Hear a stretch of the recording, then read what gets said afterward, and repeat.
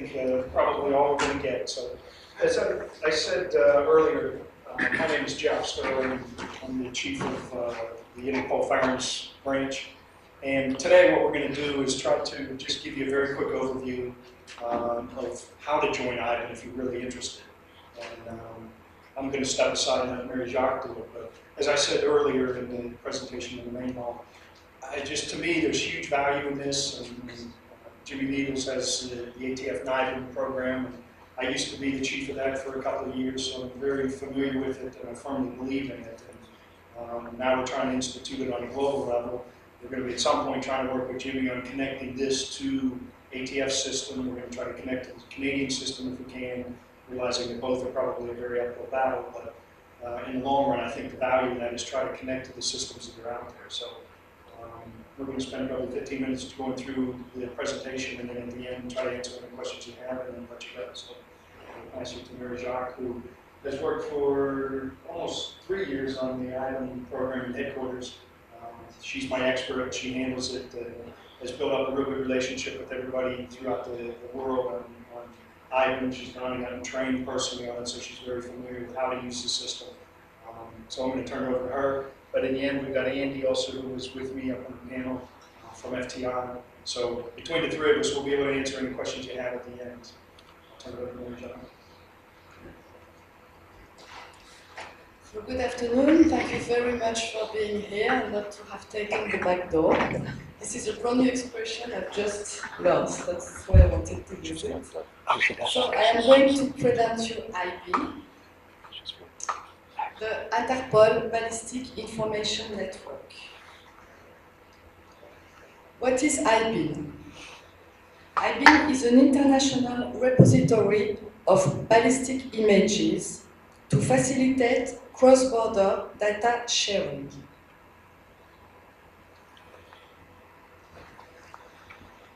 Ballistic images correspond to unique marks on the head stamp of cartridge cases.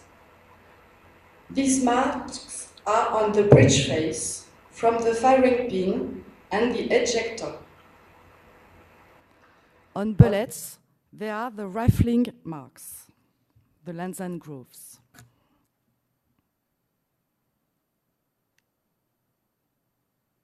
Sorry about that.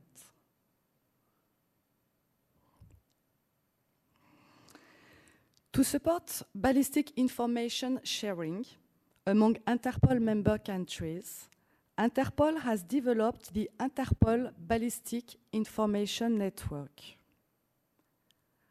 IBIN provides a global platform for the centralized collection, storage, and cross-comparison of ballistic evidence. IBIN is the only large-scale international ballistic data sharing network in the world. It was launched in October 2011. Today, there are more than 186,000 exhibits in the IBIN correlation server hosted in Lyon. IBIN member databases are replicated every evening to the Interpol server. Sensitive data fields are sanitized during replication. IBIN is powered with the IBIS technology provided by Forensic Technology.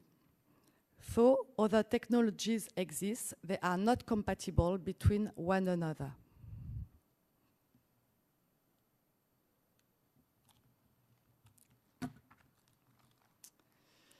Any country with the IBIS technology can connect directly to the Interpol system.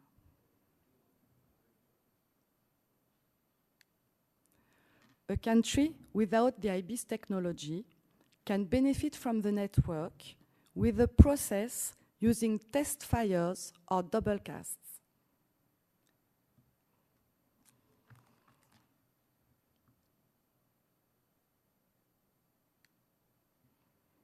For international high-profile criminal cases, we are providing to Interpol member countries assistance and coordination through NCBs.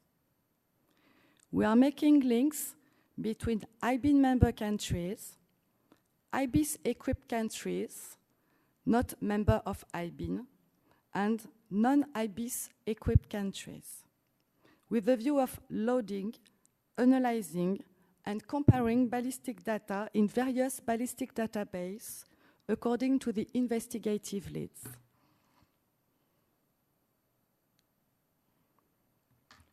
How do I join IBIN?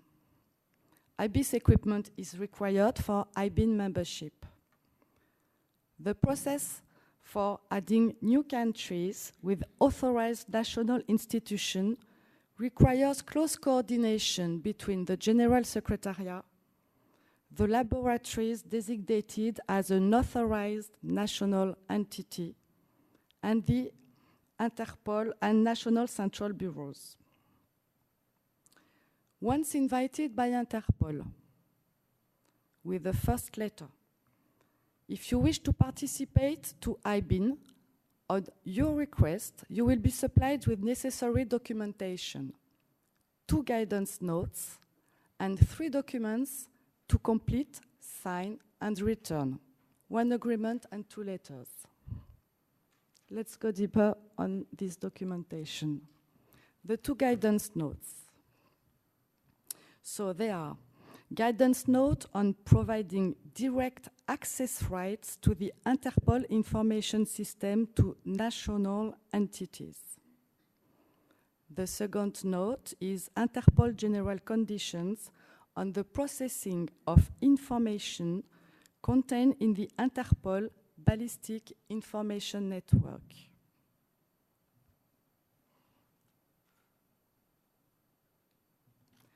The 3 documents to complete, sign, and return. Originals are kept at the General Secretariat. So the first document is an agreement between UNCB and the authorized national entity on direct access rights granted to Interpol information system. This document is from the NCB to the laboratory. The second document is a circular letter that new access rights were granted to a national entity by the NCB. This one is from the NCB to the Interpol General Secretariat. And the third document is a circular letter that new access rights were granted to a national entity by the NCB. This one is from the NCB to the Interpol General Secretariat. The last one is the IBIN letter of commitment from Interpol to the lab.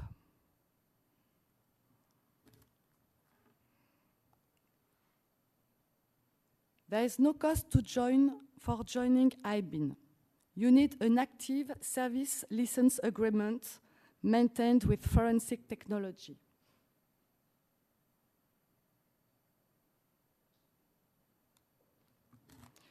Current IBIN member countries are Ireland, the United Kingdom, Norway, Sweden, Denmark, the Netherlands, Spain, Portugal, the former Yugoslav Republic of Macedonia, and we also have the Greek IBIS data from the bracket of dates from 1997 till 2012. New countries out of Europe are coming on board. Ecuador from the South American continent, Namibia from Western Africa, and Hong Kong, China from Asia. Hong Kong, China and Ecuador's integrations are in progress. Namibia's integration will start in 2 weeks' time. Other countries are showing great interest in IBIN, and you can find the list of these countries on the screen.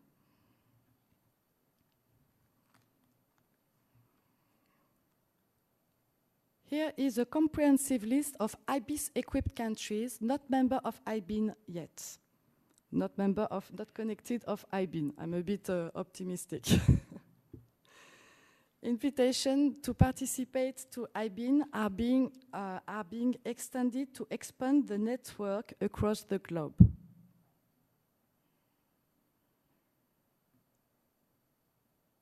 This is the best practice guide published in the 4 official languages of Interpol.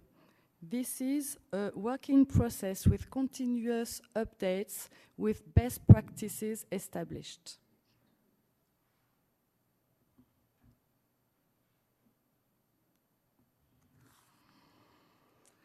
Should you like any further information on Interpol tools and services, please visit our website. To contact the Interpol Firearms section, preferably use, the I-24/7 network or the supplied address. And for information on forensic technology, please look at their website. Thank you very much for your attention. Do you have any questions?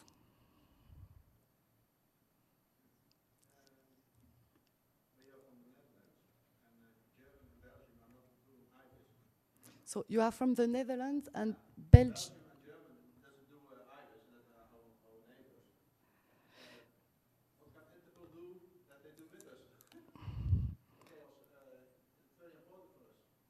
So I was required to repeat the question, so don't be surprised if I do. So you are from Belgium, and your neighbors, Netherlands and Germany, do not have IBIS. Okay, okay. So what do you do in such a case? What can Interpol do that Germany and Belgium also go to IBIS? Belgium does in fact have IBIS. They do use the IBIS system. Oh, yeah, they do. It It was not on the list? It should have been. IBIS equipped countries, it is.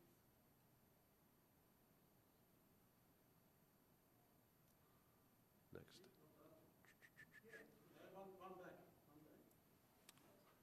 This is the list of IBIS equipped countries not connected. Yeah, these are the countries that do have IBIS. They're not a part of IBIN as yet. Previous? Yeah, Belgium is not part of IBIN yet. Yeah, but Belgium does have IBIS. We hope that they could join IBIN in the future. Germany does have IBIS as well. The system itself, I believe, is no longer functioning. However, they do have a legacy of their database, much like Greece has shared their data from 1997 to 2012. The possibility exists as well that Germany could offer theirs if requested. I don't know. So there's hope. There's hope. Yes. Hi, I'm Helen From Helen from Botswana. Botswana. Thank you. Do you mind going over the list of documents to be signed Okay. in order for one to join? I missed some of them. So we're going to go back because 2 guidance notes will be sent, so it's instruction. It's to explain the document which you will need to complete, sign and return. So this is the explanation, okay? 2 guidance notes to explain these documents. So 3 documents to complete, sign and return. The first one is a document from the NCB to the lab, which is called an agreement between the NCB and the authorized national entity on direct access to Interpol information system. So if the lab and the NCB are within the same policy state, do they still need? Yes, because actually Interpol General Secretariat is working with NCBs. NCBs have access to the Interpol network via I-24/7. The NCB is going to have to give access to a designated national entity. So we need to write a document advising that the lab is authorized to have access, is authorized by the NCB to have access to the Interpol network. Okay?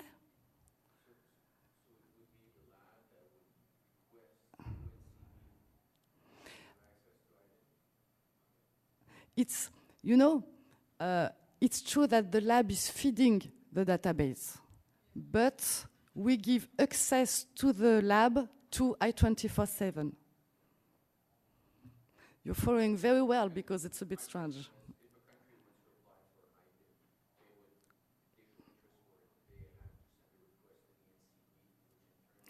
Actually, the first step, so if a country is interested, they should send a request to the NCB, which will contact us. But there are also other ways. Sometimes we don't wait for a country to contact us. We are inviting countries. And what we are doing now is we are inviting some countries with the first letter. We are waiting for them to show their interest, and upon request, we will send a second letter with the full documentation. But please, if you are interested, do not wait for us to invite you. Tell us we want to have information, and we would like to be part of IBIN. Okay? Is it okay for the documentation? Sure, you had a question? Yeah. Just real quick, you mentioned the best practices guide. Is that available on your website or? Exactly. It's on the website. You have it in the 4 languages. And I think it was also put in the bag you got when you have registered. Oh, great. Okay? So I have to admit that everything is not 100% accurate in reference to being a member of IBIN, because we cannot update an handbook as we update more easily a website. But you have the main lines and the most important ones. Thank you. You're welcome. I did not repeat the question. I'm sorry. I'm so sorry. Any other questions? Well, again, as I said before, to me, I think that there's a huge value in this, and hopefully you see that. Coming from my 27 years in law enforcement, I think it's something that I think people should be using it, and I'm shocked that they don't, because there's no downside to it. You join, and even if you don't use it, you still got the potential if you've got some crime across the border. So to me, there's absolutely no reason to not do it. But again, I think it's, I hate to say a sales pitch, but hopefully this type of an environment where we can get up and show you the benefits of it, and you can talk with your peers who've had it. You can see Spain and Portugal and the success that they had, which to me sells the whole thing right there, and you don't need to say anything else, because that clearly shows from the worst case of crimes that were over a period of time, over geographic large areas, and would never have been connected without it. And then you hear today some other stories. It's kind of heartening to see that it actually does work, and the concepts and the thoughts behind it and everything planning-wise, that it all does come together and do what it's supposed to do. So again, anything we can do to help you from the General Secretariat, your NCBs should be the first ones you reach out to. But don't hesitate to call myself or Mary Jacques in Interpol, or, I mean, Andy knows as much about it as anybody, also from forensic technology. So, I mean, you've got many, many different avenues of people to talk to. So unless you have any other questions, that's all we have. We're going to be around for a little bit if we can answer something on the side. But if not, thanks, and have safe trips home.